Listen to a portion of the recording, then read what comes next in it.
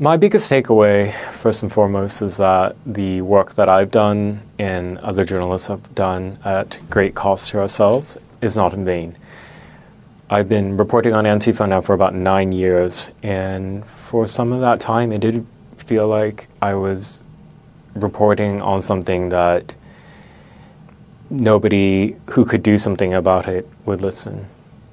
And there was a lot of despair through that time. I saw a lot of violence, saw death, and I suffered violence myself. I feel optimistic now. I think Antifa is a confusing topic and subject, and I'm thankful that I have the expertise to be able to share that with the administration. I would show them the video from June 2019 when people working in an organized manner beat me with their faces covered and having weapons and escaped. Nobody was ever arrested towards that.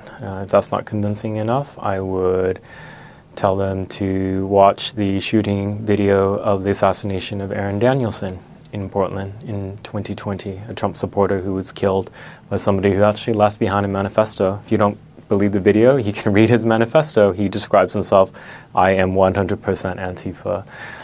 That's not further convincing. You could watch my Antifa assault video from 2021 when they nearly killed me a second time. So there's a trail of victims, and some have died by militants involved in this network. It is an ideology, but neo-Nazis organize around an ideology. Jihadists organize around an ideology. So what's your point really? The point you're really trying to do when people bring that up is to run cover for Antifa, because these people on the left know that organized militant Antifa networks themselves and individuals operate as shock troops for their cause. They have the same enemies. They want the same outcomes in terms of the institutions destroyed, and they want the political opposition intimidated into silence and disengaging from the political process. It's become mainstream, and that is very scary. And you can see it manifest in ways like, for example, normal people who they've seen the footage of the organized Antifa militants for the last 10 years engaging in violence. And their response is, well, Antifa is simply anti-fascism. I'm Antifa. The soldiers who fought against fascism in the Second World War were Antifa. These are people who are engaging in that deception knowingly.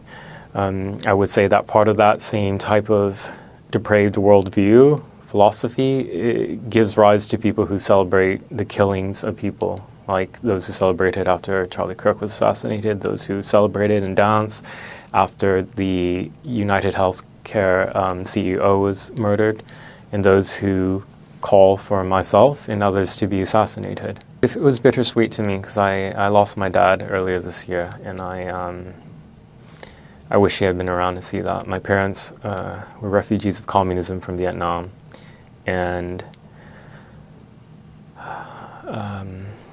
I don't know how they would take it if they knew the full extent of far-left militancy in America, and that they raised a son who's put himself at a lot of risk to try to expose it. So I wish my father was there to share in that moment. I have so much gratitude to the president. They have a million things to do. There's a lot of important things to do on the world stage, and yet nearly 2 hours is dedicated on this topic. So I don't take any of it for granted, and I'm just thankful to have been able to be there. So for a century now, communists and anarchists, particularly in Europe, have engaged in violent acts that have sparked revolutions.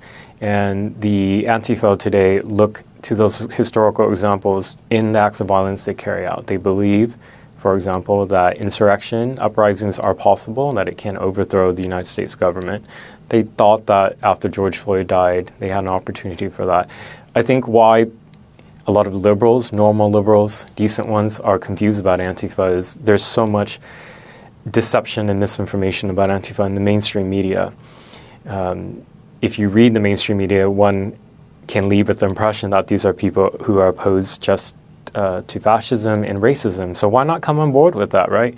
When really the ideology is anarchist communism and violent anarchist communism. A lot of them engage in violence for the purpose of nihilistic violence. They want to see things burnt down. Their own slogan is become ungovernable. So if you care about democracy, liberal democracy and institutions, civil rights, you cannot be anywhere on the side of advocating or running cover for these so-called Antifa.